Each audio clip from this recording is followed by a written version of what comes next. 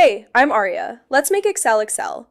Drop-down inputs are great for clean data collection, and honestly, pretty easy to set up. But dependent drop-downs? That's where most people get stuck. Here's how to build one that actually works. We've got a product selection that changes based on a type selection. The goal is to make those options update automatically, every single time. Step 1. Assign named ranges to each of your lists. This is the key that makes everything else work. Step 2. Create your first dropdown using data validation as usual. Nothing new here. Step 3.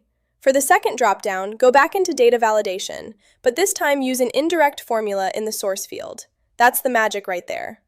Now your product options will update automatically based on whatever type is selected. One formula. 0 manual updates. That's how you make Excel Excel. And if you want to take your dropdowns even further, check out SpreadsheetWeb. Turn your Excel logic into a clean, fully interactive web app. No coding required. Links below.